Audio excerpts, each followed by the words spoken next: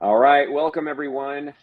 The question today is, are you resilient? Are you ready? Do you have a real business continuity plan that has been truly tested? Have you really tested your disaster recovery plan? And we think you probably haven't. And we've got some experts here that are going to share some stories and some tips and tricks of the business that's going to really impact, I think, everyone who's watching, whether you are a business leader, whether you are leading a security program, or you're just interested in this as an engineer or someone who's kind of responding on a daily basis. So we are excited here at TechCompass. We've got a panel of experts here, Brant King, Pete Starland, and Heath Renfro. I'm going to let them each introduce themselves briefly, and then we're going to dive into some questions for them as we get started. So let's start here with Heath. Heath, can you do a quick intro?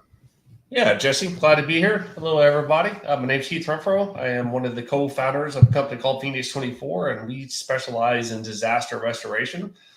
We were brought in after ransomware events and help clients get back online. We've handled some of the biggest engagements in the world over the last 2 years. Background, military, DoD, CISO background. Glad to be here. Thank you. Awesome. Brant. Hey, everyone. Thanks, and hello again. I'm an engagement lead at Aon Strauss Friedberg. I currently lead an experienced, highly capable team. We, bring resolution to investigations around the globe. My background's in law enforcement, majority of experience in criminal investigations and digital forensics. Been working in incident response for the past several years.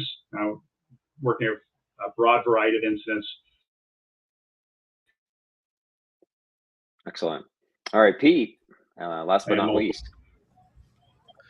Hello, everyone. My name is Pete Starland. I'm actually transitioning right now. Going to make a big announcement on Monday of where I'm going to land next. I've been in the incident response field for about the past 15 years. Been in IT much longer than that, much longer than I care to admit. Started my career with incident response with the U.S. Navy here in San Diego, and have bounced around between a number of IR companies since then, and happy to be here and share some insights. Excellent. And we've got Ramin Lamay, CEO and founder of TechCompass, joining as usual. And we'll talk more towards the end of how we're helping our clients in the area of business continuity planning and disaster recovery. So our thought today was this: we want to look at worst case scenarios. What actually happens when things go wrong? Because if you don't really know how bad it is, you probably don't know that you haven't prepared properly, right? Begin with the end in mind is the concept here as we rethink resiliency. So first question I have for each of you guys, and I'll let each of the panelists have a chance to tell some of their stories here. I want you to share kind of the most memorable worst case scenario that unfortunately you've encountered with your clients. And each of you are going to bring it from a different perspective, right? We've got Heath that actually goes in and does data recovery. So he says, are your backups actually valid, right? And then Brant and Pete being involved in the actual incident as it goes live. So I think let's start with incident response, and we'll end here with kind of the data recovery. So I'd like to start with you, Pete. Talk to us about the most memorable kind of worst case scenario that you had to go through. Sure. So the one incident that really comes to mind happened earlier this year. Small company in the healthcare industry. They had 3 separate locations, relatively small company, hit with ransomware. They had a one-man MSP who was taking care of all of their IT and security. We were told very early on that this gentleman was sick and would, be of minimal help as we were getting going. He was able to initially provide some of the collections that we were looking for, a couple of images that we needed to begin the investigation. Unfortunately, we didn't know how sick he was, and this gentleman ended up passing away about a week into the incident. Oh my gosh. So yeah, it was just the absolute worst case. So we had to scramble to get additional people on site to help with the restoration and recovery effort. Unfortunately, this gentleman was the only one that had the passwords. Nobody at the organization had any additional passwords because he had changed them after the incident happened. Oh my So God. the list that they had was outdated. To further complicate things, each of the different locations had their own databases, had their own computing servers. So when the new people arrived and went on site, they couldn't determine where any of the devices were located. So they didn't know where the domain controller was. They didn't know where the file server was. You know, the important things that we needed to focus on the investigation and focus on for restoration and recovery. Didn't know where the backups were, didn't have passwords to the backups. And it just complicated things. Instead of the restoration and recovery taking a week or two, it ended up taking a month.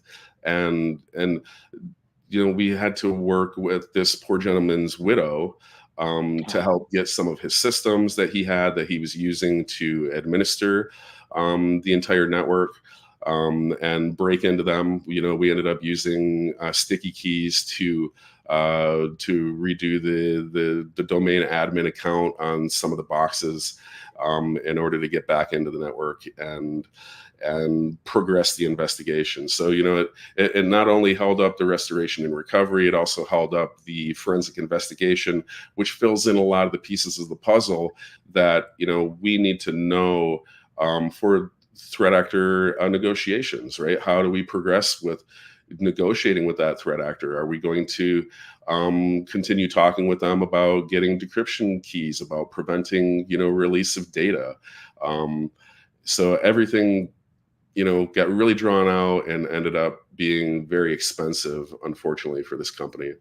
But that was one of the worst situations that I've seen in my career.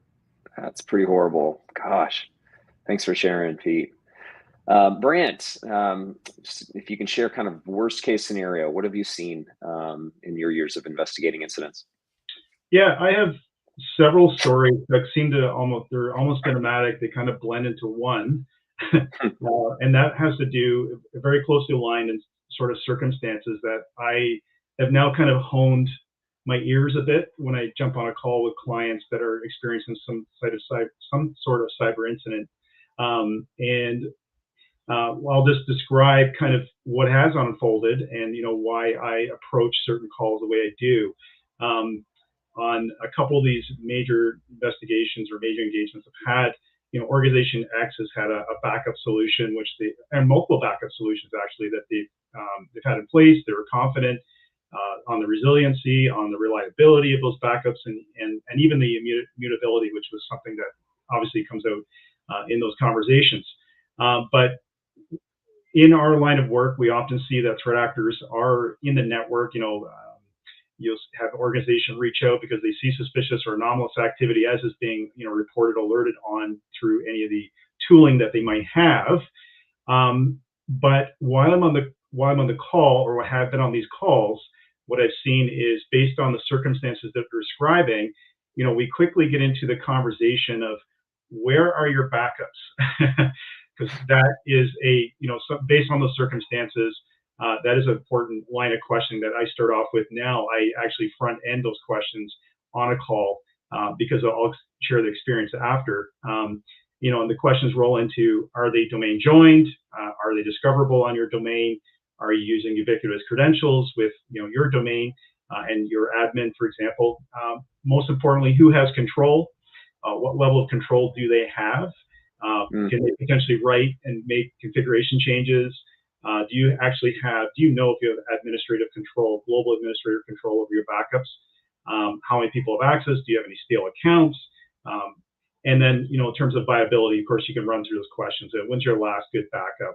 What are you actually backing up in terms of your infrastructure? And if you have a disaster occur in the next few minutes, can you reliably recover from those backups in your current position?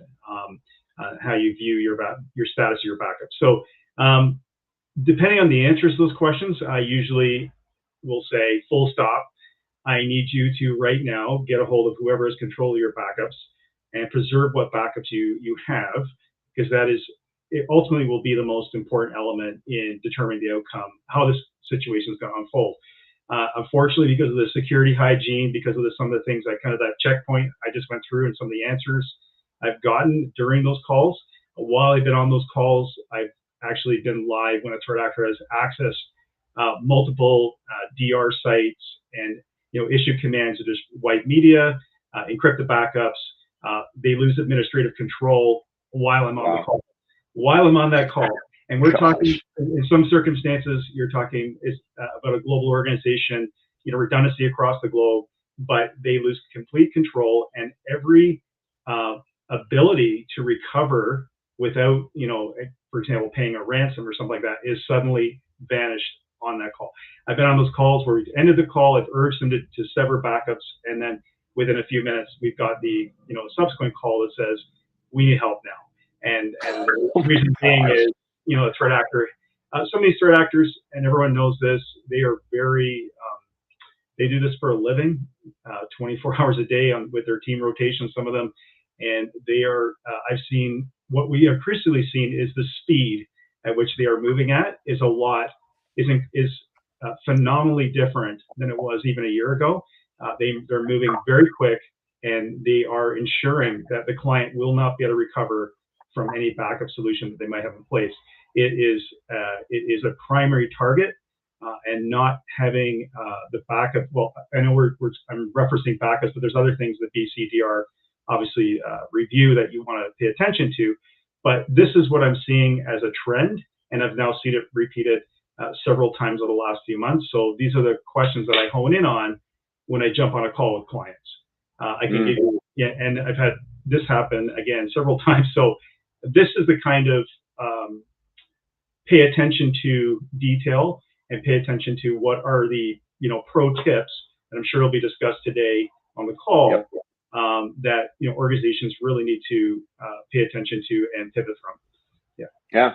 Well, that was good segue into Heath, because we're talking about backups. All right, Heath, you've got a doozy example here. Like you to walk us through that worst case scenario that you shared with us when we had our prep call. That blew my mind of how this can impact people's lives at such a level. So, right. Basically, Glad to be here. So the truth is, in a ransomware event, people think their jobs are on the line. Businesses, small to medium-sized organizations, only have a certain amount of cash flow to keep themselves operational.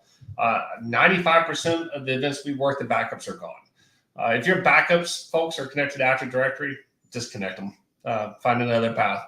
Guaranteed the threat actor is going to get to your backups.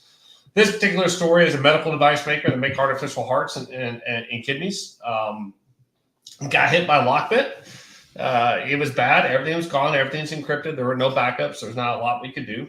So people like Brent and his team and Pete and the negotiators negotiated with Lockbit and got a decryption tool. Now, decryption tools used to have some quality to them. They don't really anymore. And the threat actors don't really care so much about how good their quality is anymore. So this particular organization makes artificial hearts and kidneys for patients, and started decrypting the environment, but a particular database that was the most important had their FDA certifications. And without those FDA certifications, they were not allowed to continue to produce artificial hearts and kidneys. Decryption was flawed. The database was corrupted. As soon as that was found initially, my team informed the leadership of this client what happened, and the CEO of that company called me up and goes, Heath, you guys have been great. We love working with you. I know you're trying everything, but this is terrible news. I am about to issue 2,000 pink slips. So he literally was about to lay off 2,000 people in this company. And I was like, first off, I started trying to calm him down on that. I was like, give me a little time. Like, we got some tools. We can play around with this. We're going to figure it out. I just need a little bit of time to play with it. He goes, I need to act quick. He goes, and goes, Heath, the biggest issue is this, that I have 222 patients that are relying on these artificial hearts and kidneys within the next 6 months, or they will not live. They will actually die. We are their only hope to survive. So that was enough. The layoffs were enough to be able to energize us, but so was that. So we pulled in experts from my sister company, Conversion Group and Grifify, but also my team, backup database experts, Particular software was Veeam on these backups, and we ripped through it and tore it apart. 18 hours later, we were able to actually get back their FDA certifications. And I called the CEO up, and he's like, I pulled back my pink slips. He was thrilled. He called me back 6 months later and said every single patient did get their artificial hearts and kidneys, which was a pretty miracle on that side of the house. Amazing. Wow. And about 3 or 4 months after the engagement, I had one of their IT folks reach out to us, and this particular young lady had not been the same since we left. She loved what we did. She loved the mission. She wanted to be part of it. So I cleared it with the CEO of the company of whether or not she could come interview with us, and she did. We hired her. What she did not tell me was across the street from headquarters was the production plant where they made this equipment. Well, they're hourly workers. These hourly workers don't get paid when these clients are down. Okay, they're not salaried. They're hourly. If they're not working, they're not getting paid. So you have people rioting outside the production side of the house. They're picking it. They're wondering how they're going to feed their families. How they're going to pay their mortgages. How they're going to pay their rent. How they're going to pay their electricity. How they're going to pay gas in their car.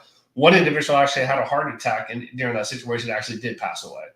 These situations are extreme. And being a former CISO, and we'll get to this, I used to think my backups are good. I used to think my RPOs were good. My RTOs were good until I got in this role and realized I had no clue what it took to actually recover from a ransomware event and the complexity that comes with it. And the fact that the little shortcuts we make that we think are good to be able to make things easier on our IT folks, because we're short-staffed in the IT role, it makes it very dangerous for when it comes to backup. So that's one of the war stories. We've done respiratory hospitals, healthcare. We've done a lot of situations where companies are on the line. They have very little time to stay open. We've got healthcare organizations that have to start moving patients if things didn't get operational quickly. It's significant. And I used to be what I consider a pretty damn good CISO. But I can tell you, I would have failed when it came to my backups and recovery piece of it. Wow. Well, hopefully that gets your attention if you're watching live and if you're watching this as a recording. I think the next question would really be, all right, so now you tell about the worst, and we've kind of alluded to some of the mistakes that these companies made, but I'd like to hear from each of you. What are the common mistakes that we're seeing in how the companies are setting up their business continuity and disaster recovery plans? And then we'll talk about some very specific, kind of guidelines and solutions for different size organizations from each of you. So we could kind of start the same round again. Pete, if you'd like to start, what are some of the common mistakes that you see now being on the incident side and coming in when something goes wrong? Sure, and just to kind of build on the example that that I gave, it's having those single points of failure. All right, whether it's an individual or whether it's the backup solution that you've chosen, and that applies to large companies and small companies alike. In the example I gave, they were working with one MSP with one individual who had the keys to the kingdom, and he was the only one, and not having a firm understanding of, what are the critical usernames and passwords to get to the critical systems. I've seen that happen quite a bit, and also not understanding exactly where your assets are. And we've seen that at companies of all sizes, right? That people just don't understand where those assets are. Even if they're on the network, and you could potentially reach them remotely. A lot of times we see where companies panic and they're in the middle of a ransomware investigation and they've yanked everything off the network, and have no way of tracking those systems down. So they can't access it remotely. They don't know where exactly physically it's sitting. So now you've got a big problem, especially if it's a critical component to the investigation to help answer a lot of those critical questions that you need moving forward. So, I mean, those are two of the big ones that I see. I'll pass it from there. Okay. And Ramin, prepare on your end too, because obviously I want to hear from you on what you're seeing when we work with our clients and some of the big, just initial things that we're fixing. So, Brant, I'll let you go next, and then Ramin, and then Heath. All right, I'll lead in with a story. What I often see with calls that we get from companies that have attempted to recover from an incident is they will use backups for the threat actor has been in for a period of time. We call that, we refer to that as dwell time. And they've implanted tools in the environment long before discovery, and then they've missed, and the company's recovered from a date which included the threat actor's really good tooling. And I've seen, oh my gosh, yeah, I had one engagement where a company, a very important company, recovered 3 times before they got the date right. And that recovery, if they had dealt with it, properly in the beginning, would have been a lot less hurtful. In fact, I think the 3 times over, the threat actor coming in 3 times and encrypting them 3 times over, made things a lot worse.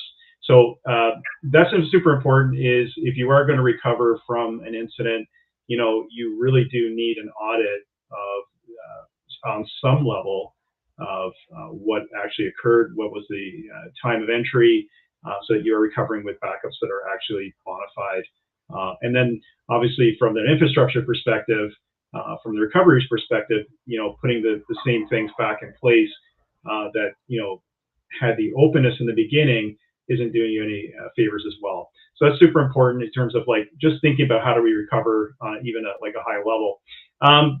The other thing I think I would add is it's very advantageous to have different IR playbooks for different scenarios, different tabletop exercise for different scenarios, for the type of incidents that we say not if they will occur, but when they will occur, and just not focused on the lens or pipe of a ransomware attack, right? There are many cyber-related incidents that could destabilize a company and impact infrastructure, impact operations in a variety of ways.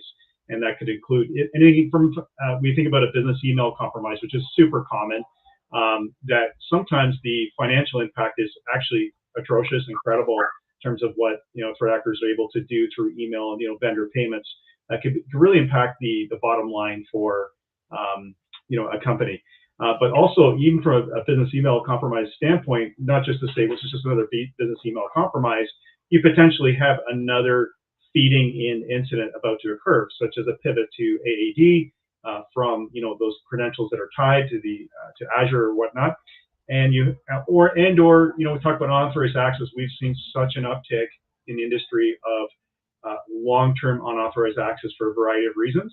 And you'll have very sophisticated threat actors in an environment for a period of time, taking what is the flagship and the trademark and the most important sensitive data that a company owns, so that if it does get out there, it leaves the company very vulnerable and in a terrible position.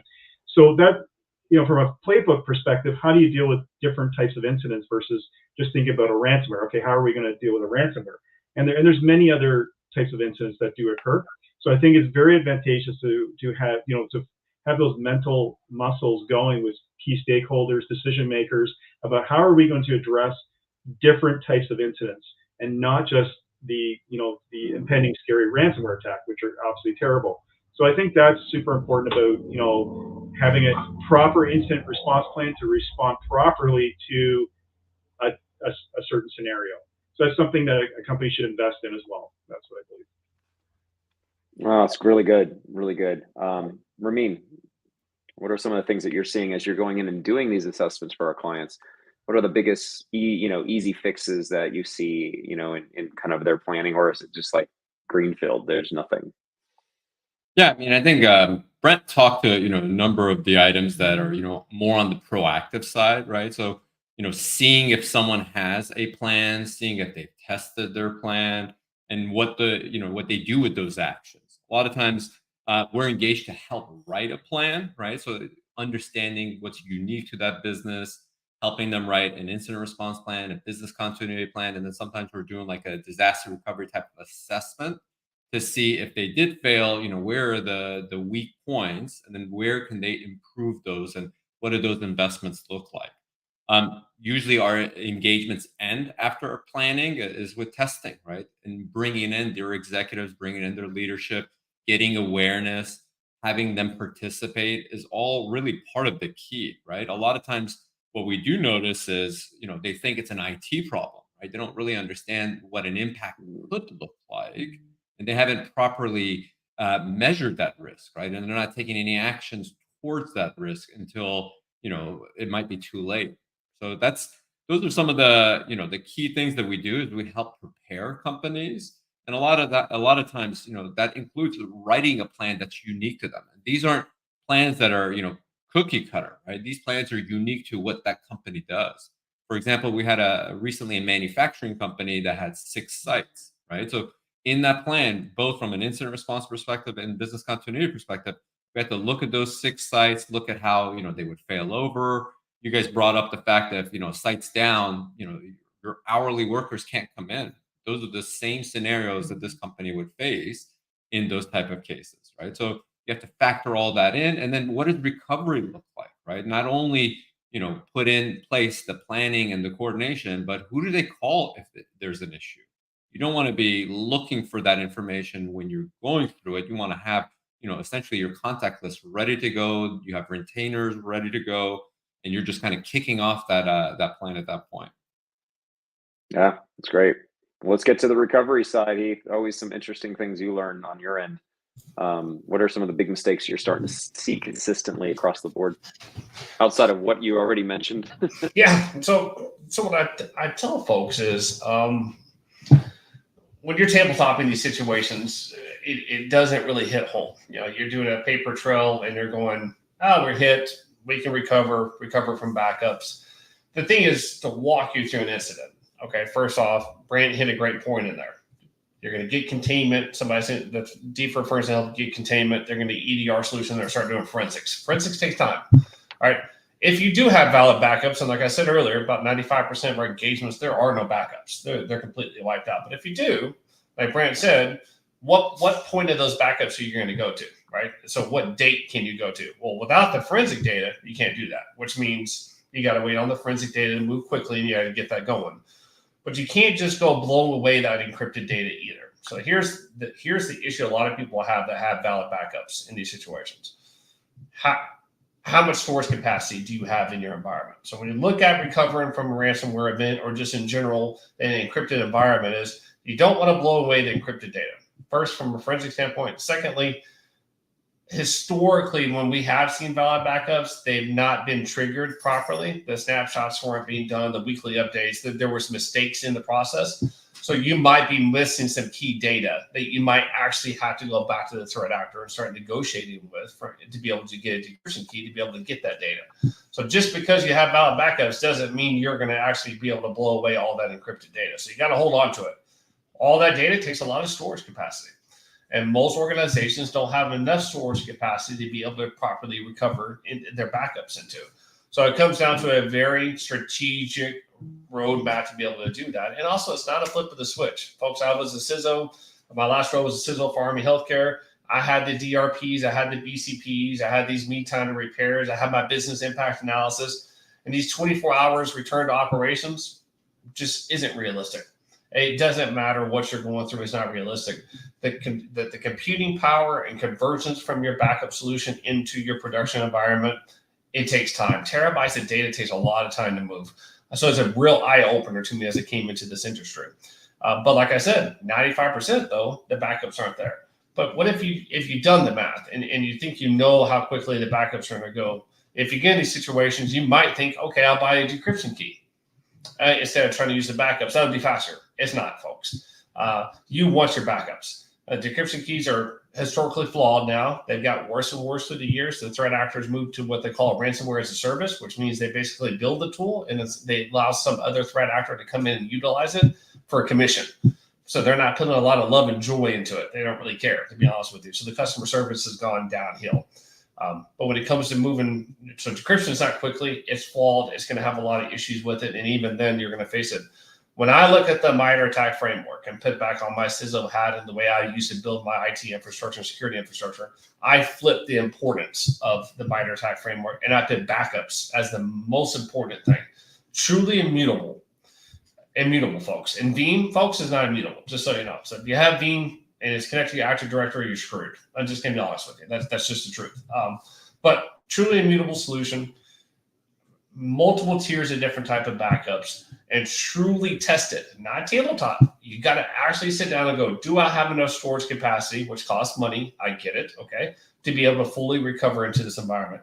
Do I have the computing capacity? And how do I speed it up? What's the pipeline?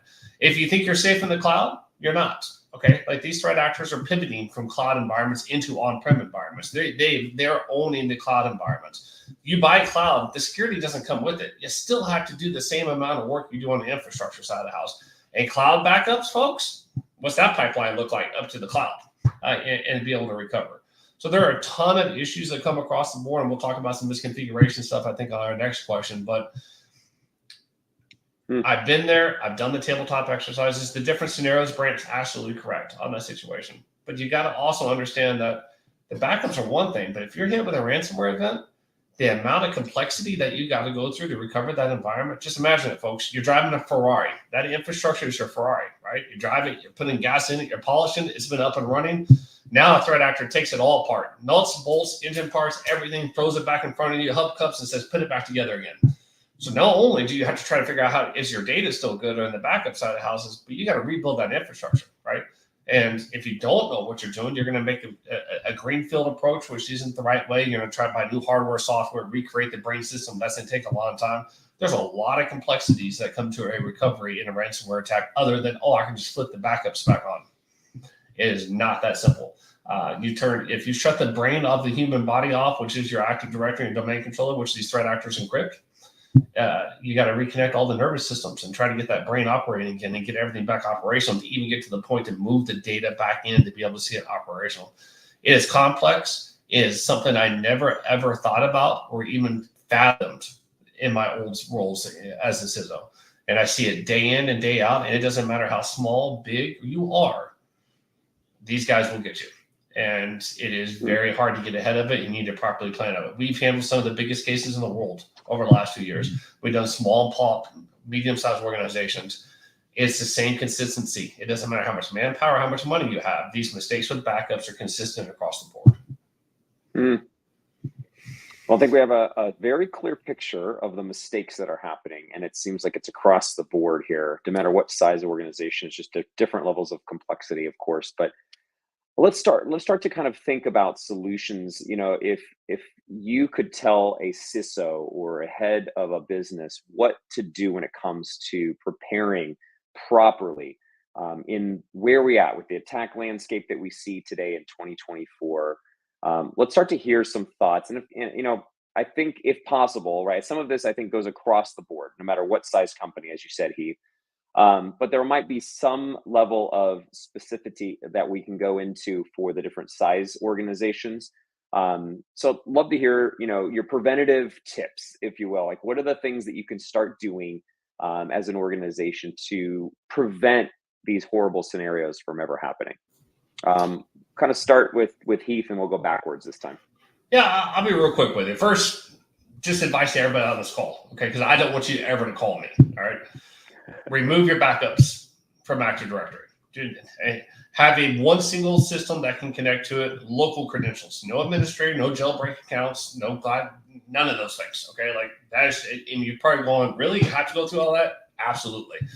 Disconnect them, isolate them, get some kind of offsite copy of it, check and see if your solution is immutable. The only true immutable solution that we know of is Cohesity. Rubric comes in a close second. But other solutions are not immutable, and they're being pushed that way. So that's one example. Take your vCenter, if you're connected to vCenter, and disconnect from Active Directory, because ESXi hosts are going to get hit really quick, and which is going to devastate. Has nothing to do with backups, but just some advice on that side of the house. MFA in your environment is extremely important to be able to keep people from getting to your backups. All right, if you're self-enrolling your MFA, the threat actors are going to self-enroll themselves. Okay, that's just the bottom line. I understand executives can be a pain. Okay. But if you self-enrolled MFA in your environment, the threat actors are going to get in and register themselves in MFA and be able to access your environment. There's just no doubt about that. True tested backups. That's just the truth. Test them. Understand your computing password. You have to put manpower for it. If I'm any organization, I was a big proponent of outsourcing. That's just how I was. I would find a great organization that does manage backups, that truly knows what they're doing, and allow them to be the experts in it. You think about the manpower it takes to manage backups, so you got to hire people to do it. Then you got to dedicate the hardware, the software, stuff like that. You see that it balances out pretty well. No matter what size organization, it really comes to the amount of data. That's what really the cost is when it comes to managed backups. So look into it. The worst thing you can say is no, but at least look at it. Outsource what you can to the true experts that are out there that actually are experts in this. And that's my advice. But Active Directory controls, one system to get to your backups, local accounts, MFA in place, disconnect anything from Active Directory, such as your vCenters and stuff like that. Put ACLs in front of your ESXi hosts. That'll prevent them from getting ESXi is a prime target, folks. There's no EDR solution in the world that works on them. So easy. Once they're in there, they encrypt, they're moving through it, and you're done. So high level, quick overview. To me, I think outsourcing is a great product unless you can hire an army. It's hard to be an expert in everything. And in the IT world that we live in, all right, we're stretched. Okay, we're generalists. We try to work everything and can't focus and be the masters of one. That's great. Pete, I'll let you go next. Oh, you're on mute still. Sorry about that. So, for me, I think it's getting the basics right. The security fundamentals. Heath already hit on it. Brant already did too. Having the MFA everywhere, right? So making sure that all remote connections into your network are coming over VPN with MFA. Making sure that nobody has punched any holes in RDP, in order to create a backdoor for them to come in and get access to your environment. The backups, of course, the testing, which Heath already really touched on, making sure that you're testing those backups regularly so you have an understanding of what exact data is there and how long it's going to take you to restore that data. I still see a lot of companies that are relying on antivirus, which is just in this day and age is no good. You need to have something more robust, a trusted, well-known EDR, and properly configured. I see a lot of EDRs in place within organizations that just have the basic configuration. So they're only detecting and not preventing anything. And nobody's monitoring. They think that they put these EDRs in place and that everything's going to take care of itself. But that's just not the case. And then, other simple things, proper password management, password rotation, password complexity. There are a lot of organizations that they're letting their people pick really easy, low-hanging fruit passwords, and they don't have these other security measures in place, and then they wonder why they got popped. Other things, auditing your Active Directory, right? Making sure that there are no rogue accounts on a regular basis, making sure that nobody has infiltrated your network and set up their own admin account, which allows them to come back in from time to time. So, I mean, that, security basics, security 101. I think the saying is that 80% of your security comes from 20% of your controls. And it's true. It's those basic everyday things in security that a lot of organizations are forgetting to take care of, that allow these attacks to happen. And the more levels of security, as everybody knows, then you make it more financially infeasible for the threat actor to get into your environment, right? They're looking for an easy target. They want to come in quick. They want to grab all the data. They want to deploy their ransomware and get out, very smash and grab. If the more defenses that you put up to make that more difficult for them, they're going to move on to the next victim. Yeah, great. And I think what Heath mentioned too about really testing your storage capacity, that was a huge eye opener. Absolutely. I think a lot of people don't realize how much data and how much storage capacity it really takes to try to recover if something does happen. And that was a huge point. Can't tell you how many engagements I've been on where that has been the single underlying problem holding up everything, right? We're trying to do our investigation. We're telling the organization, you can't blow away anything until we're done, because we need to, do our due diligence to make sure that we're looking at every system the threat actor touched with the credentials that they compromised during the attack, and they don't have additional storage to start standing up a new network, standing up new VMs to get their infrastructure back in place. So now they're waiting on the IR company to finish the forensic investigation so that they can then get on with the restoration and recovery. Yeah, just real quick before you run away, the way we pivot around that, because we do run into it all the time, is because we're partnering with our data forensic partners and we're brought in to bring everything back online for clients. We speed up the forensic process because we know how to get them the data quick. So we're very quick. We build that. If you have a business impact analysis, or you truly, that's another key. You understand your assets, understand what the critical assets are. All right. Yeah. Print it out. Okay. Don't leave it on a computer. Print it somewhere and have it ready to go. All right. That way we sit down and go, this is this server, this server, and this server. And we go to Brent, we go to Pete, and we go, here's the data, analyze it. Does it look good? And then if there are valid backups for it, great, we can recover. If not, you can pivot. Okay. You can buy some AWS storage capacity or some Azure storage capacity, and then pivot and move the data up to the cloud real quick, free that space up, move the backup data in, and be able to sit there and get production back going. So there's a lot of different avenues, but you got to be the experts. What I tell everybody in these situations, and the reason that we made such a big hit in this industry over the last 2 years, is you have that Ferrari, right? It's been taken apart, right? But most organizations know how big they are, have a very minimal amount of infrastructure experts, and the infrastructure experts get tired really quick. Could they rebuild the Ferrari? Over time, eventually, but quick and efficient to drive down business interruption costs and everything comes with it? No matter how good they are, they can't. And that's where we come into play, and we speed up the forensic process, which speeds up the restoration process. So there's a lot of little tricks of the trade you got to learn. But if you're just doing this clear, first time you've been hit, it is overwhelming. Yeah. And have conversations with experts. If you haven't already had those conversations, be proactive, right? Build those relationships before you need them. I think that would be another one. Brant, I'd love to hear your thoughts as we get towards the end here. Yeah, I was just listening to what everyone was saying. I'm in line with all that's been said about, if you're looking at prevention, what are the best practices that an organization can put in place, no matter what the size of the organization is. I think if, I obviously work for an organization, but if I was at the helm of an organization for IT security, learning all I have in the last several years, I would echo that. There are so many critical areas where you can apply a MFA to. Like, MFA really does reduce the likelihood of a cyber incident from occurring. It really, or being successful, I should say. There's the VPN, there's your Azure 365, cloud services, admin consoles, firewall, EDR. I'm talking about all these services, Azure, AWS, remote access tooling, RMM solutions, backup solutions. And then how do you actually configure?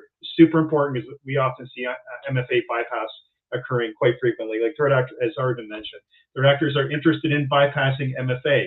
So what are you using? On a simple level or high level, are you using a one-time passcode that's on an authenticator?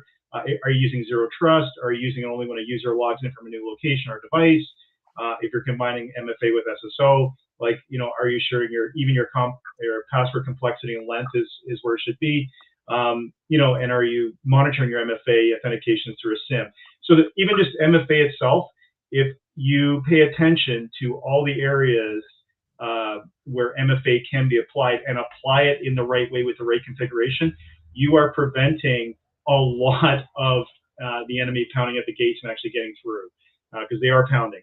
The other thing I was thinking about, what I often see in terms of misconfiguration that can be easily corrected, is why are your servers, with even the servers storing critical information for infrastructure, why are they talking to the internet unless it's a WSUS or something like that, like a Windows update?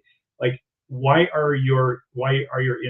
is your critical infrastructure really accessible? So I often do that right away. I say, is this even necessary? And the answer to that question is 99.9% of the time, no.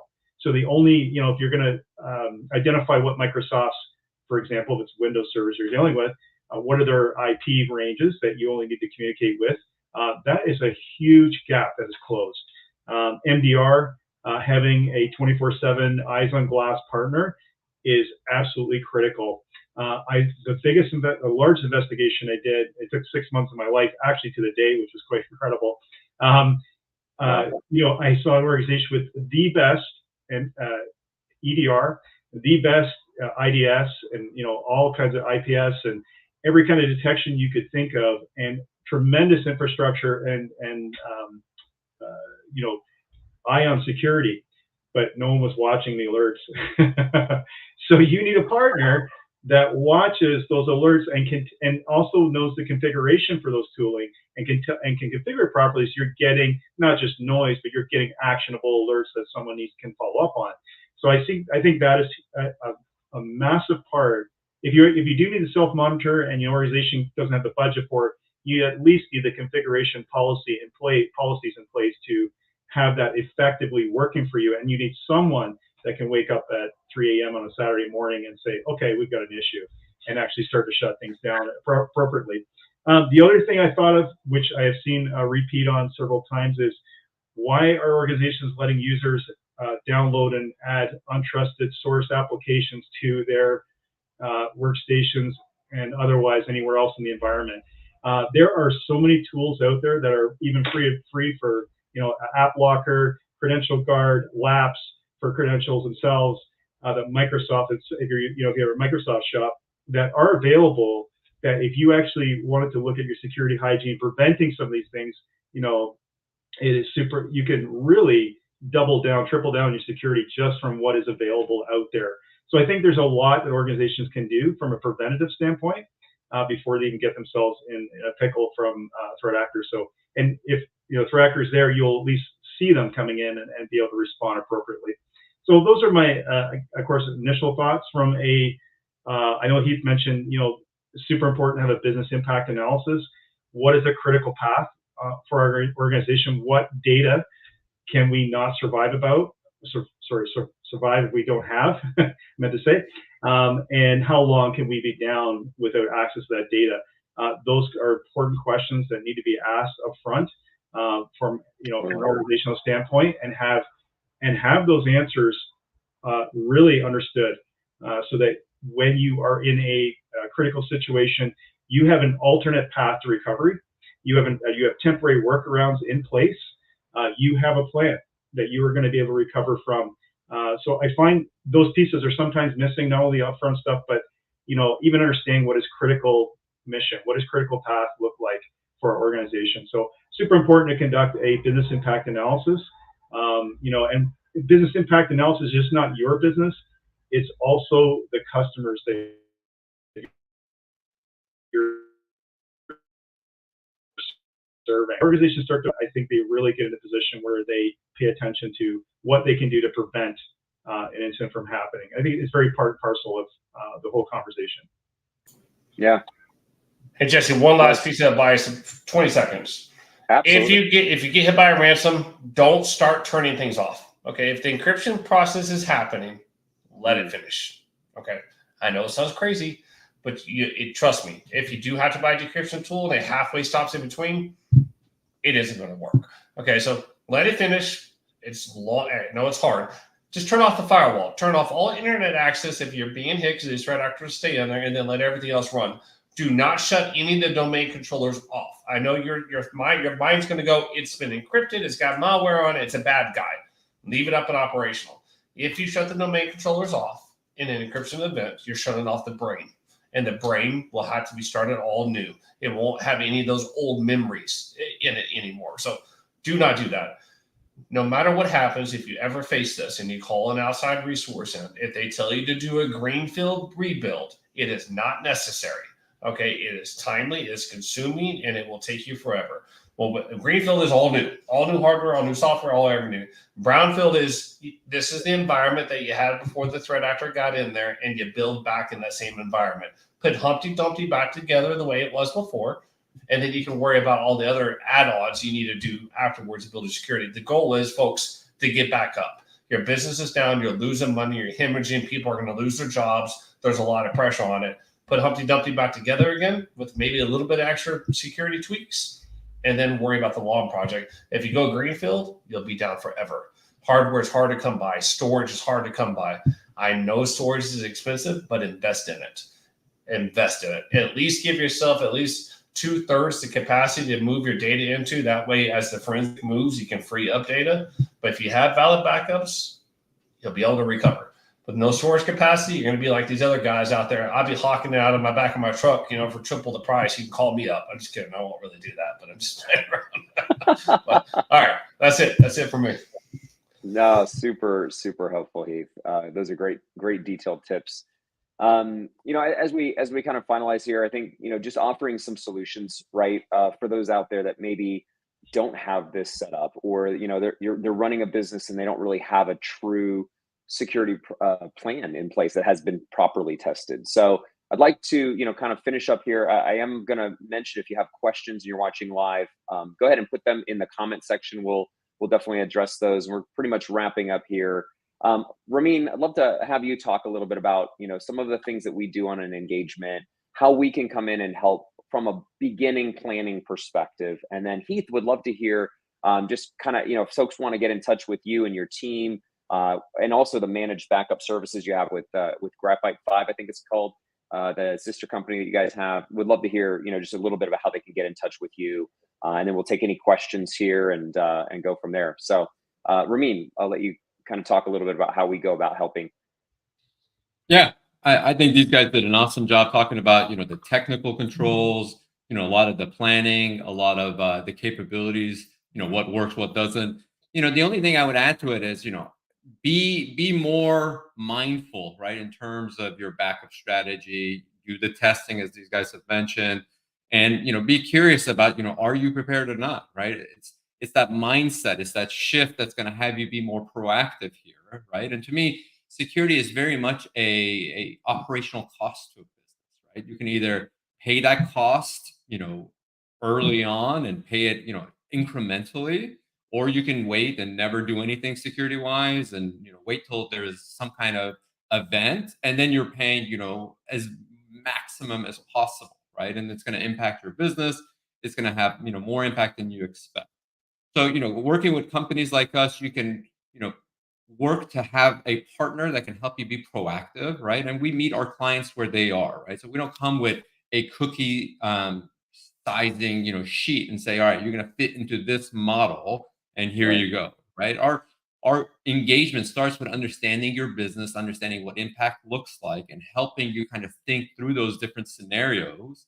And a lot of times it turns into rolling out a program, right? And when I say rolling out a program, it means aligning people in your organization to say, okay, if I'm going to, determine my RTO and RPO are, X and Y, does everyone agree? Or is that just IT saying it? The product owner is thinking that, and the business has no idea what any of these things mean, right? So when we help set up a program, we're getting these people in a room and we're getting a common language for them to speak and saying, all right, RPO is related to your data, right? It's not the same as RTO, right? RTO is how long you're going to be down and how long that's acceptable to your business. And then kind of going through those scenarios and finding out where there's holes and then talking about those, right? And figuring out what are the solutions to those, or are those, things that your business can accept in terms of risk, right? Or if they're not, how do you plan for those, right? And how do we help be able to think through all these different scenarios so that your company can be prepared? Yeah, that's great.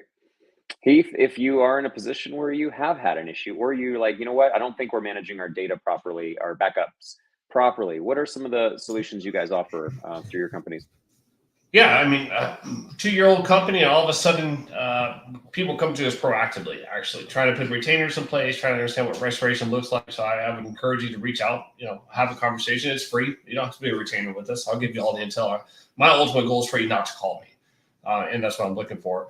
We started a sister company called Grypho 5, Grypho 5. That company, they take all our lessons learned, everything we see, every tech flaw, every configuration flaw we see, and they build managed solutions. Then we have a battalion underneath us called Athena 7 that does assessments, but not the typical assessments, not the CIS or the NIST that's thrown in front of you as a 50-pound weight that you got to carry around. I've had those. One of those is a ransom backup resiliency assessment, where our technical folks sit on top of you and look over your shoulders and go control by control. How's it configured? What's the administrator account to it? What technology is it? What's the flaw through it? And come back with an actionable document for you to go, listen, you may or may not survive. We've done 15 Fortune 500 RBRAs over the last 4 months, and not one of those Fortune 500 companies backups would have survived a ransomware attack. So I encourage you to reach out. I try to put my email address in the chat, but it won't let me do that. It's blocking it. So Phoenix 24 website, there's a disaster recovery email. You can go there, but it's just heath.renfro@phoenix24.com, or you can hit me up on LinkedIn. But it's all free conversations. Reach out. Our goal, I think Brandon and Pete would say the same thing, is I don't want you to ever call you. I know the same thing for the rest of the team on here. So have those proactive calls. Do build a solid plan, like Ramin said, and actionable. BIA is important. Understand your critical assets. Being able to sit there and actually have stakeholders involved, not just IT, because no offense, IT folks. I mean, honestly, every person thinks their system's the most important and their business unit's the most important. It really needs to be made at the top level of the executives to be able to determine what really makes the money of the company. And of course, you're there to complement that and drive that. So be proactive with this. And what I say is, it's not a matter of when. It's not a matter if, it's when. Okay, these guys are they're going to make their way. And if you have the proper controls and defense and deaths, great. But like I said, flip the MITRE framework back and really put your money into the backups and invest in it, and have a clear plan and executable plan that you understand across all company how to do it. If you do get hit, you at least know you're going to recover, and the downtime will be minimized, the business impact will be minimized, and you won't be in these situations where you're going to negotiate with the threat actor and try to, I've seen ransoms up to $50 million be asked for, folks. Like, it's astronomical for a product that may or may not work very well. That sucks. So, but your backups can if you do them properly. So that's me. I appreciate y'all's time. That's great. Yeah, no, thank you guys. And if you want, we would love to have a free consultation with you here at TechCompass. Like, we want to help. Like, that's at the end of the day, I think we're all passionate about making a difference and protecting organizations. We'll talk to you. Like, just help. Set up the call. We'll get a chance to really kind of learn what are your challenges, and we may or may not be the right fit, right? But we'll help you figure that out. So we'll definitely love to hear from all of our listeners, how this was impactful for you. I hope it really made an impact to, first of all, awaken. If you've maybe fallen asleep a little bit and kind of gotten lazy, it can be a tendency for all human beings, right? We have to be aware and create ways to stay aware. So I want to thank Brant, Pete, and Heath for taking your time. I know you guys are really busy, and I really appreciate your time. I really hope that this is impactful for all those that watch it. And we wish everyone a great rest of your week and a good weekend. Thanks, Take care. Everyone. Thank you.